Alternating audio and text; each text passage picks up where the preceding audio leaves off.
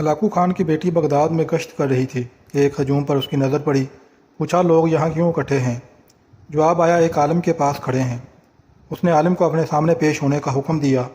عالم کو تاتاری شہزادی کے سامنے لا حاضر کیا گیا۔ شہزادی مسلمان عالم سے سوال کرنے لگی، کیا تم لوگ اللہ پر ایمان نہیں رکھتے؟ عالم یقیناً ہم ایمان رکھتے ہیں۔ شہزادی کیا تمہارا ایمان نہیں ہے کہ اللہ جسے چاہے غالب کرتا ہے؟ عالم یقیناً ہمارا اس پر ایمان ہے۔ شہزادی تو کیا اللہ نے آج ہمیں تم لوگوں پر غالب نہیں کر دیا؟ عالم یقیناً کر دیا ہے۔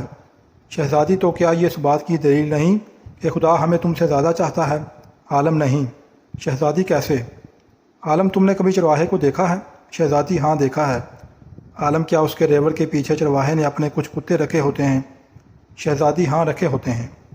عالم اچھا تو اگر کچھ بھیڑیں چرواہے کو چھوڑ کر کسی دوسری طرف کو نکل کھڑی ہوں اور چرواہے کی سن کر واپس آنے کو تیار ہی نہ ہوں تو چرواہا کیا کرتا ہے؟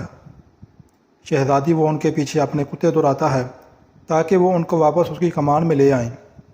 عالم وہ کتے کب تک ان بیڑوں کے پیچھے پڑے رہتے ہیں؟ شہزادی جب تک وہ فرار رہیں اور چرواہے کے اقتدار میں واپس نہ آ جائیں۔ عالم نے کہا تم تتاری لوگ زمین میں ہم مسلمانوں کے حق میں خدا کے چھوڑے ہوئے کتے ہو۔ جب تک ہم خدا کے در سے بھاگے رہیں گے اور اس کی اطاعت اور اس کے منہج پر نہیں آ جائیں گے تب تک خدا تمہیں ہمارے پیچھے دورائے رکھے گا اور ہماری گردنوں پر مسلط رکھے گا۔